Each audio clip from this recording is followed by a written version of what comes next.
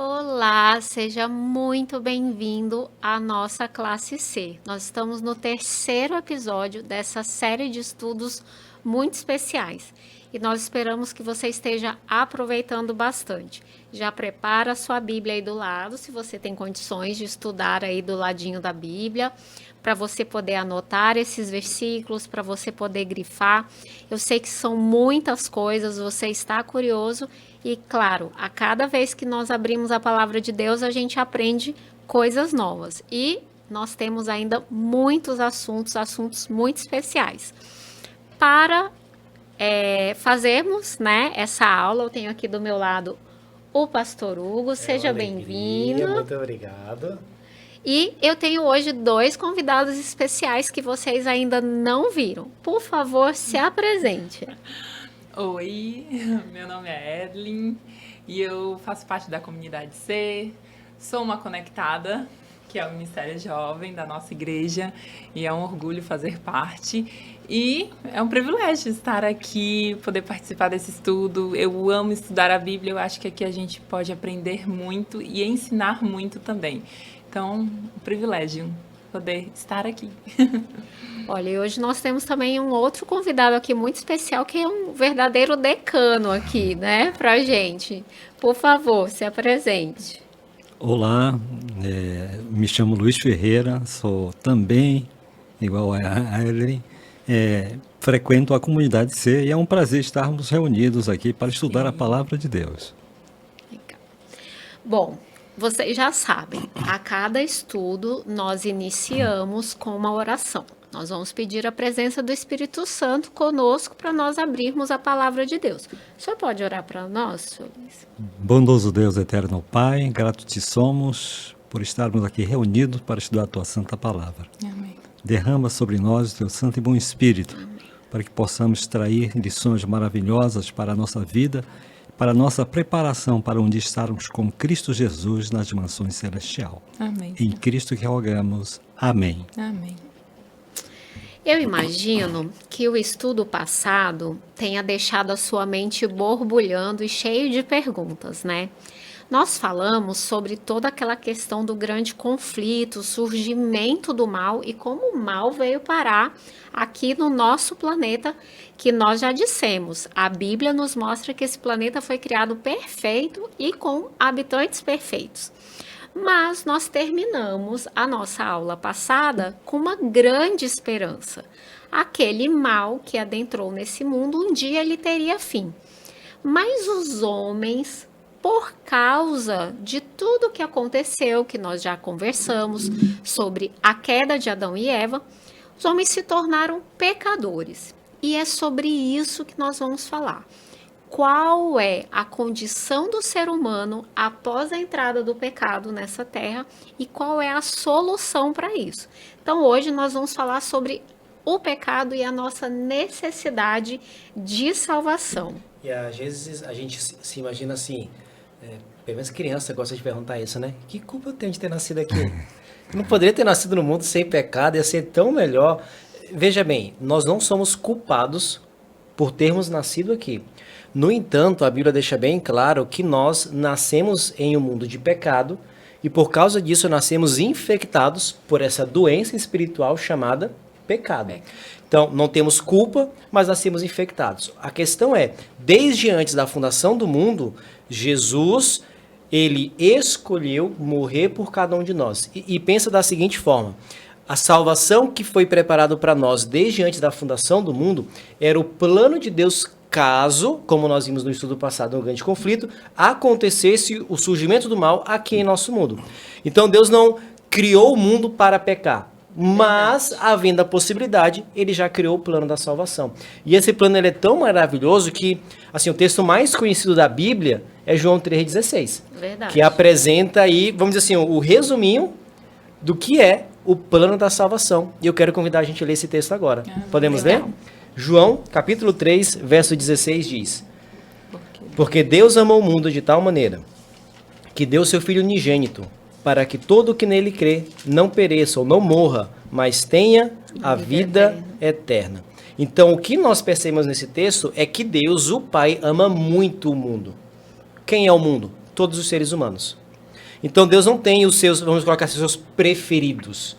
Deus quer que todos alcancem a salvação. E essa salvação, ela tem uma condição.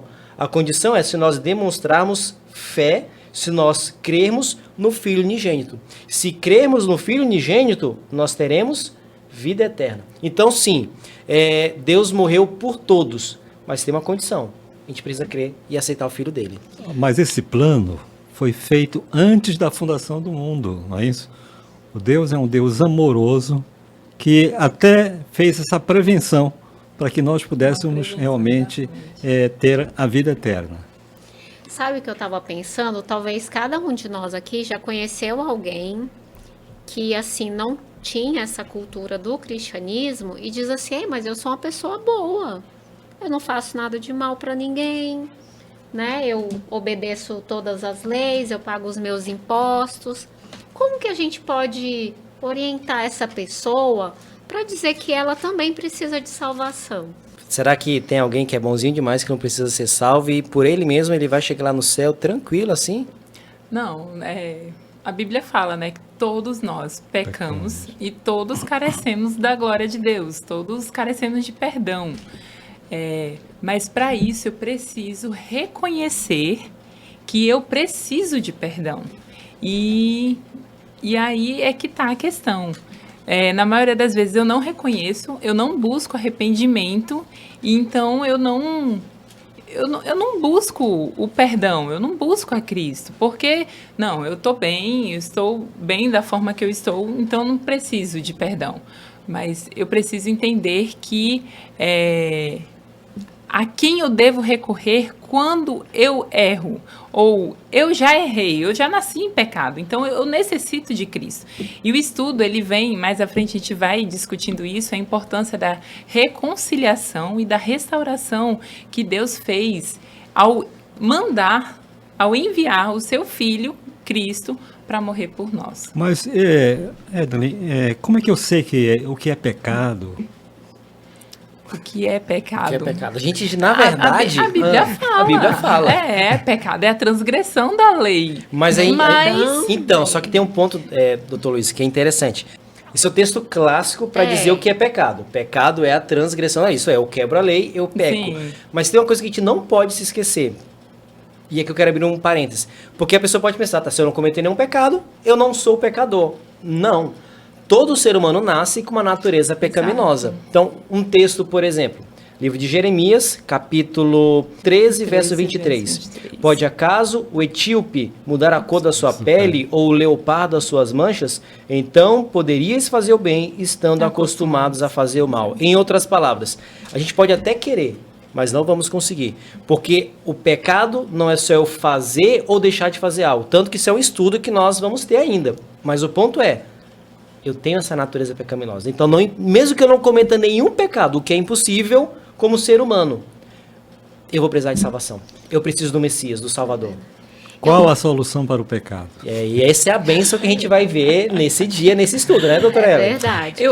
Rapidinho, eu acho interessante, porque eu já comentei isso em um outro estudo com um grupo de amigos, que quando a gente conhece alguém, na maioria das vezes a gente já vai, não, se a pessoa fizer alguma coisa comigo, não quero mais papo com ela, não quero mais saber dela, e é isso.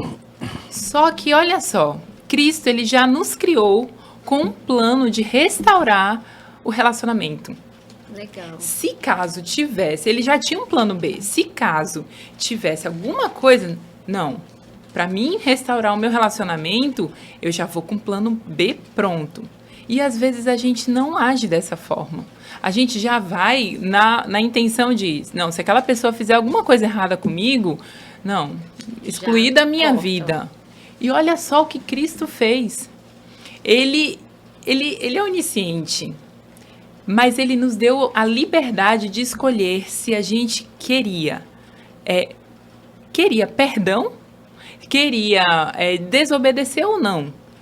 E ele nos deu a oportunidade de reconciliação, mesmo a gente caindo em pecado. Então, é importante. Vá, que o assunto aqui é bom. O assunto é salvação. Se o assunto é salvação, é bom, A gente né? fica empolgadíssimo. Não, é porque eu tenho que saber realmente onde é que eu estou pecando, não é isso? Eu gostaria de ler o que está aqui em Marcos 7, 21. Pois do coração da pessoa vem maus pensamentos, Sim. imoralidade sexual, roubo, homicídio, adultério, cobiça, perversidade, engano, paixões carnais, invejas, calúnias e insensatez. Todas essas coisas desprezíveis vêm de dentro e são elas que contaminam. Contamina. Então, lendo a palavra de Deus, eu vou reconhecer aonde eu estou pecando. Exatamente. E sabe que eu pensei num verso que eu gosto bastante desse verso para as pessoas entenderem a nossa condição. Mesmo que eu faça tudo certinho, eu tenho uma condição que é o pecado. E Davi, ele escreveu um salmo e nesse salmo ele falou lá no Salmo 51, verso 5, ele diz assim: eu nasci na iniquidade e em pecado me concebeu a minha mãe. Ou seja, mesmo que ele tivesse feito tudo perfeito na vida dele, ele já teria nascido infectado mesmo. E aí, mesmo quando a gente faz coisas boas, essas coisas boas são contaminadas com a maldade que vem do nosso Olha, coração. o que é pecado original, alguns dizem que é...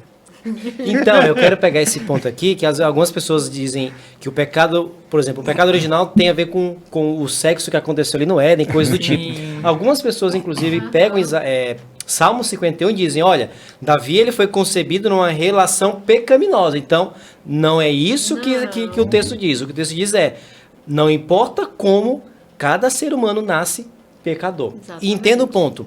Eu não vou nascer culpado de nenhum pecado específico, mas eu vou nascer com a natureza pecaminosa, porque eu sou um ser humano que nasce neste planeta. Então isso tem que ficar muito claro. Eu não vou nascer culpado pelo pecado de Adão, de Eva, dos meus pais. Isso não acontece. Mas isso também a gente não pode esquecer. A gente vai nascer com a natureza pecaminosa. E graças a Deus nós temos a salvação que vai nos livrar de cada uma dessas coisas, que é o que a gente vai agora dar ênfase. Então... Sim. Se eu preciso de salvação, é porque eu tenho natureza pecaminosa. Agora, quando a gente fala de salvação, a gente pensa assim, algo muito simples. Por um lado é simples. Porque Jesus veio morrer por cada um de nós e limpar todos os meus pecados. Mas, por outro lado, a salvação ela também é algo complexo. E aqui a gente vai apresentar algumas palavras, alguns conceitos, algumas ênfases que a Bíblia traz. E você que está nos ouvindo, está nos vendo, você vai perceber que Deus te salva por completo. É verdade. Ele não deixa nada na sua vida sem que Ele faça o trabalho de salvação. É o que a gente vai começar a ver aqui agora. Se a gente permitir, né, Claro. pastor? Exato. Isso é que é importante. É por isso que a gente precisa ter esse conhecimento. Porque Deus, ele não infringe as nossas vontades. Então, eu preciso Ele é educado, permitir que né? Deus trabalhe em mim, né? Ele não nos força. E Não eu nos preciso força. reconhecer que eu sou pecador e que eu preciso dele. Exatamente. Senão ele também... Não, filho, eu tô aqui, mas qualquer coisa... E acho que o primeiro conceito que eu quero trazer aqui é justamente esse, que é o da substituição. Lembra que no Antigo Testamento havia as leis cerimoniais e a pessoa ia até o templo, levava o seu sacrifício e é tipo assim, o meu pecado cai sobre aquele animal e eu queria morrer, aquele animal morre no meu lugar. Então há a substituição. E é interessante que quando Jesus inicia o seu ministério, ele vai até João Batista, a primeira coisa que João Batista fala para Jesus, livro de João, capítulo 1, verso 29, viu João a Jesus, que vinha para ele e disse, eis o Cordeiro de Deus que tira o pecado do mundo. Quando ele falou, eis o Cordeiro de Deus, o judeu automaticamente veio na cabeça dele, ele veio morrer no nosso lugar. Então, eu não quero morrer. O que Deus faz? Enviou Jesus para que trocasse de lugar conosco. Eu posso viver eternamente, João 3,16, porque Jesus morreu no nosso lugar. Nosso lugar. Então a gente pode ter vida eterna, por causa dessa substituição que ele faz por nós. E existe um termo que é muito comum, que às vezes não se entende muito bem, o que é justificação. O que nós entendemos por justificação? É um segundo conceito que nós temos na Bíblia e foi, vamos dizer assim, o grande conceito da Reforma Protestante. Pastor, enquanto a gente procura esses outros textos, eu lembrei de um texto que está em Romanos, Esse texto de Romanos, ele é super conhecido, é Romanos 6, verso 23. Ele diz que o salário do pecado é a morte, mas o dom gratuito de Deus é a vida eterna em Cristo Jesus. E isso casa direitinho com o verso de João 3,16. Então, Deus amou o mundo de tal maneira que ele deu o Filho para que eu não precisasse morrer, mas para que eu tivesse a vida eterna. Então, a gente vê essa substituição, né? Alguém realmente me substituindo para receber a culpa. O Romano 3, 24, mas ele em sua graça nos declara justos por meio de Cristo Jesus, que nos resgatou do castigo por nossos pecados. O que eu entendi por justificação? Eu entendo que quando a gente entende, reconhece quem somos, reconhece a nossa pecaminosidade, aquilo que a gente falhou, e a gente recorre àquele que pode nos perdoar, pode nos justificar pela aquilo que erramos, a gente encontra arrependimento. Então, o que eu entendo? Quando a gente quer arrependimento, eu busco a Cristo, aquele que pode me justificar, e eu encontro graça. Porque foi o que ele fez por nós na cruz. Ele concedeu graça, morrendo por nós. Então, nós fomos justificados pela graça dele. Deixa eu ler só Tá o bom, 25, 3, 25, porque ele esclarece muito bem aqui. Deus apresentou Jesus como sacrifício pelo pecado, com o sangue que ele derramou, mostrando assim sua justiça em favor dos que creem. No passado ele se conteve e não castigou os pecados antes cometidos. E o próprio Paulo, em Romanos 5, verso 18, pois assim como por uma só ofensa, lá dos nossos primeiros pais, Adão e Eva, veio o juízo sobre todos os homens para a condenação, assim também por um só ato de justiça, de Jesus a morrer na cruz, veio a graça sobre todos os homens para justificação que dá vida. Então o que é a justificação? É Deus olhar para nós e por causa de Jesus, ele nos considera justos. Eu não sou justo. Deus não olha para mim. Deus olha para a justiça de Jesus. Então, ele desvia o olhar de mim, olha para Jesus e ao mesmo tempo ele fala, eu vou considerar algo justo. A Ellen justo, a Edlin, o Luiz justos. Por quê? Porque não é por eles. É porque eles confiam naquilo que Cristo fez. Então, primeiro passo, a gente troca de lugar com Jesus. Então, eu não morro porque Jesus morreu. E ao fazer isso, a gente também recebe a justiça dele. Sim. Então, Deus olha para nós e não vê mais um pecador. Ele vê alguém que tem e recebe a justiça de Cristo. Eu achei muito interessante no estudo que diz assim, uma transformação do status de pecador diante de Deus. A justificação é quando eu encontro transformação, mesmo eu sendo pecador, diante de Deus. E isso Cristo, ele já está fazendo, ele está nós vamos estudar isso mais à frente, que é sobre o santuário, e ele hoje está nos julgando, né, no santuário celestial. Então, nós estamos todos sendo justificados, mas eu preciso buscar essa justiça, senão eu não encontro. Aí ele acabou de apontar para mim o texto. Esse texto é lindo, né? Porque ele fala, inclusive, por meio do quê, né? Ele diz assim, ó, justificados, pois, mediante a fé, temos paz com Deus. Ou seja, eu tenho um relacionamento restabelecido por meio do Senhor Jesus Cristo. Ou seja, não é a partir das coisas que eu faço. O meu papel aqui é exercer a fé de que Jesus está me substituindo. E um outro ponto que é interessante, às vezes a gente pode olhar assim, ó, beleza, vamos colocar no ponto de vista humano. Eu fui acusado de um crime, ok, o juiz me inocentou. Mas isso nem sempre quer dizer que eu vou estar em paz, ou eu vou estar, vamos assim, vou manter um relacionamento com aquela pessoa que eu tive algum problema. Então eu posso ser inocentado, mas as pessoas ainda podem olhar de cara feia para mim, apesar de eu ser inocentado.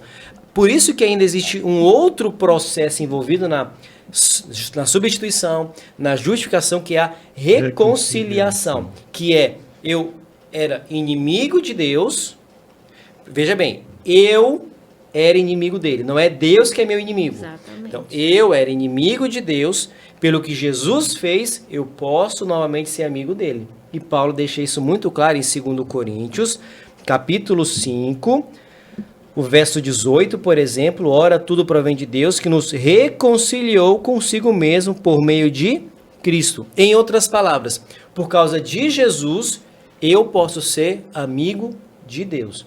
Então, qual é o apelo que Paulo faz aqui? O apelo é que nós sejamos amigos de Deus. Olha o verso 20. De sorte que somos embaixadores em nome de Cristo, como se Deus exortasse por nosso intermédio. Em nome de Cristo, pois, rogamos que vos reconcilieis com Deus. Deus não quer que nós permaneçamos inimigos dele. Sim. Ele quer ser o nosso amigo. E essa reconciliação é feita através de quem? Através de Cristo. De Cristo Jesus, não é? É o agente que tornou possível o quê? A reconciliação, que está lá no verso 18, não é isso? Por meio de Cristo. Exatamente. Agora, isso na prática, né? Pessoas, uma cometeu algo de ruim com a outra, e aí, digamos, quem cometeu algum erro com alguém, perdoou. No seu coração, o Senhor já me perdoou, estamos ok. Porém, mesmo eu sabendo que está tudo ok, para mim ter novamente um relacionamento, eu preciso buscar. Senão, vai ficar somente, tipo, no perdão, mas sem relacionamento. Talvez eu nem vou me comunicar mais. É tipo Cristo. Deus enviou o seu Filho, Ele nos perdoou, nós somos todos pecadores, nós temos o perdão dele, porém, eu não quero relacionamento com Ele. Eu sei que Ele me perdoou. Ele morreu por mim. Mas eu não quero relacionamento com Ele. Então, uma pessoa que não busca relacionamento e restauração, ela é assim. Ela sabe que Cristo perdoou, ou talvez ela ainda nem entendeu a profundidade desse perdão. Por isso que é importante a gente manter relacionamento. E como é que a gente mantém relacionamento? É buscando. Para mim ter relacionamento com alguém, eu preciso buscar, conhecer. Buscar saber onde essa pessoa mora, onde eu a encontro, sempre estar entrando em contato. E nós temos isso, nós temos esse acesso a Cristo. Precisamos restabelecer um relacionamento, uma reconstrução desse relacionamento que foi quebrado. E por que Cristo realmente tem essa capacidade de justificação e reconciliação? Porque ele tem duas características que são necessárias. Ele é Deus. Então, por ser Deus, ele tem todo o poder e autoridade de nos perdoar, porque ele é a parte ofendida, mas por outro lado, ele também é ser humano. E como ser humano, ele se identifica com cada um de nós. Então, por isso que o único caminho para que nós tenhamos acesso ao Pai é através de Jesus. Sem ele, a gente não tem acesso ao Pai. E aqui no verso 2 ainda diz o seguinte: aquele que não conheceu o pecado, ele se fez pecado por nós, para que nele fôssemos feito o quê? Justiça de Deus. Então, volta a justificação. É a justificação. Então perceba que é tudo muito entrelaçado, né? Então a nossa cultura, né, a gente deixa tudo muito separadinho, né? Quem está fazendo mestrado, doutorado, só pós, não, tem que deixar tudo separadinho. Mas na Bíblia as coisas vão se misturando. Porque, mais uma vez, é simples por um lado, mas é bem complexo e completo por outro lado. Mas sabe o que é interessante? Ok, então Deus trocou de lugar comigo em Jesus, Ele olha para mim e me justifica, legal. Agora eu posso ter amizade com Ele, então assim, a gente continua amigo, mas avança. A gente não permanece só amigo de Deus. E aqui tem um termo que você que está nos ouvindo, nos assistindo, você às vezes vai na Bíblia e não entende muito bem. Fala assim, será que é isso mesmo que essa palavra quer dizer? É isso que a palavra quer dizer. A Bíblia fala que quando nós nos tornamos filhos de Deus, nós somos adotados por Ele. Sim. E entenda, o que a palavra adotado implica? É que nós não somos filhos naturais de Deus. E isso às vezes buga a cabeça das pessoas. E para nós, qual é a nossa participação na reconciliação? Então, quando nós nos reconciliamos, mais uma vez, é aceitar essa troca que o Senhor muito bem disse lá de 2 Coríntios capítulo 5. Então, é eu aceitar Jesus como meu substituto, é eu receber essa troca. Mas quando a gente vai, eu quero puxar esse texto, João capítulo 1. João capítulo 1 é a introdução do Evangelho de João. Quando João começa a apresentar o seu Evangelho, ele narra, olha, o Messias, a palavra, o verbo, veio para que eram os seus, e os seus não o receberam. Então, a palavra, o verbo, foi rejeitado, mas teve um grupo de pessoas que aceitou. E esse grupo de pessoas que aceitou, verso 12 diz, mas a todos quantos o receberam, isto é, o verbo Jesus, deu-lhes o poder de serem feitos filhos de Deus. Aí mais uma vez tem o porém, né?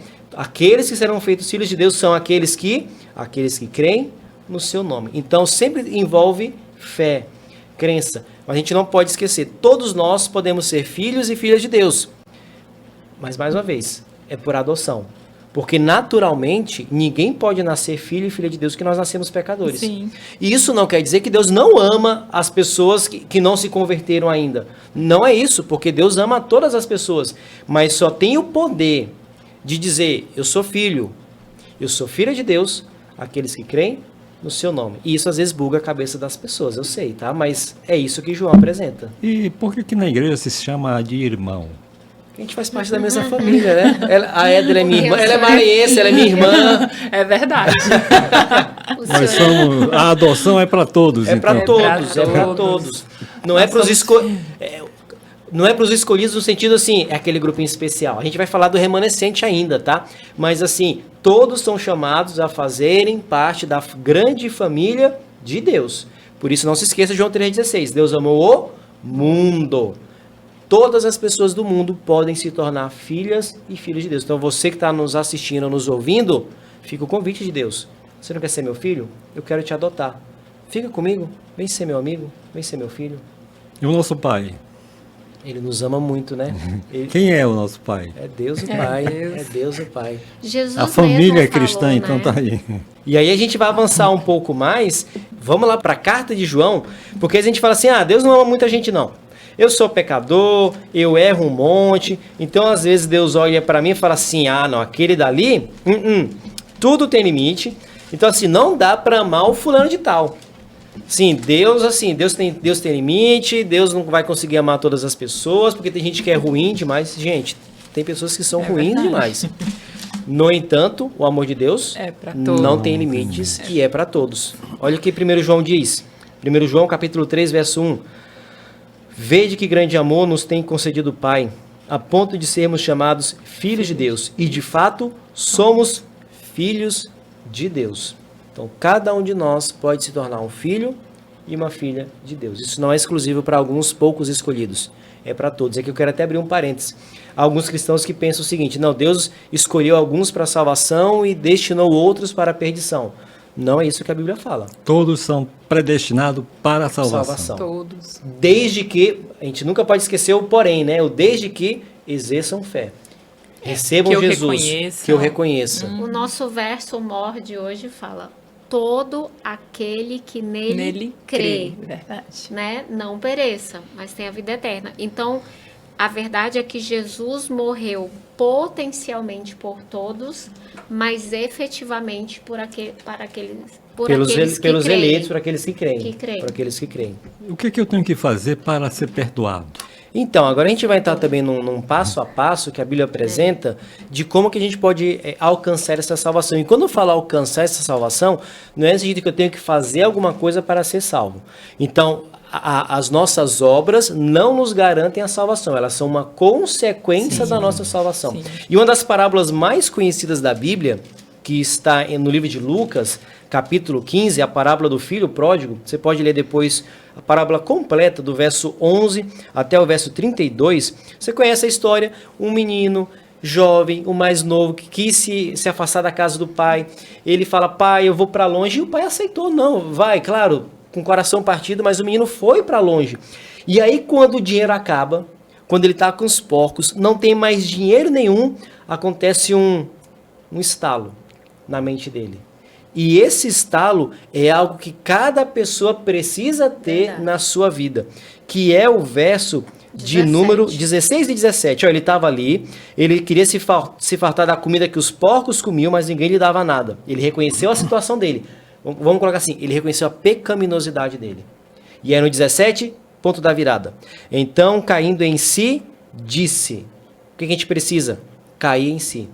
E quando a gente cai em si, olha o verso 20. E levantando-se, foi para o seu pai. Então ele primeiro reconheceu como é que ele estava. Ele tomou consciência da situação dele. E aí ele para o que ele está fazendo e ele volta para o pai. A isso nós chamamos de conversão. O que é conversão? Quem dirige?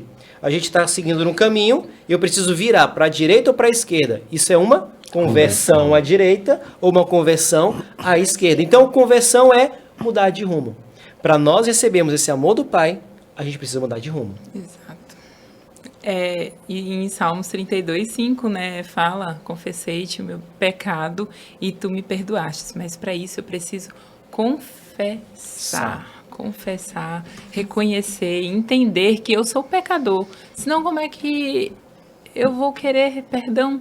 Se eu ainda nem reconheci, não entendi, eu não vou ter arrependimento genuíno, eu não vou ter um coração contrito, que é o arrependimento mesmo. Então, eu preciso confessar. E o que é arrependimento? Como é que eu posso me arrepender daquilo que eu cometi? Antes de pegar o arrependimento, eu quero pegar isso que a Adeline acabou de falar, porque na própria parábola do filho pródigo, no verso 21, e o filho disse, pai, pequei contra o céu e diante de ti, já não sou digno de ser chamado teu filho. Ele reconhece. Ele reconhece. E aí, envolvido nesse reconhecimento, aí envolve o arrependimento. Arrependimento, que é a tristeza por aquilo que eu tenha cometido. Exatamente. Porque se eu não tiver tristeza, olha, a confissão realmente não é plena, não é isso? Não é consciente. Não é consciente, não é? Eu tenho que reconhecer e internalizar em mim que, olha, aquilo que eu pratiquei realmente, eu tenho tristeza, eu não vou mais praticar. E quando a gente vai para o Salmo 51, o Salmo 51 é um salmo muito bonito. Sim. Porque é a confissão, o arrependimento de Davi, o grande rei de Israel, depois do grande pecado que ele cometeu com Batseba e com Urias, o seu esposo. E a gente percebe aqui 3 elementos que estão envolvidos nesse momento da vida dele. Então, por exemplo, o arrependimento dele envolveu o intelectual, ele reconheceu que era pecador, você pode ver o verso 3, pois eu conheço as minhas transgressões. O emocional, a tristeza pelo pecado. Olha o verso de número 1. Compadece-te de mim, ó Deus. E também um desejo de mudança. Apaga as minhas transgressões. Ele queria a ação. Ele queria que fosse... E no verso 10, que é mais ainda a transformação plena. O que é que diz aí o verso 10? Cria em mim, ó Deus, um coração puro e renova dentro de mim um espírito. Isso significa o quê? Mudança, não é? Verdade. Ou seja, o indivíduo tem tristeza, confessa, tem tristeza. É um e agora... pedido. Cria, Senhor, em mim um coração puro. É um pedido. E a gente tem muito mais para falar, porque, olha, a gente já falou da fé, a gente direto aqui a gente está falando, tem que ter fé, tem que crer, mas um outro elemento que é importante é o novo nascimento. E uma das passagens clássicas que falam de novo nascimento num processo de salvação é a conversa entre Jesus e Nicodemos.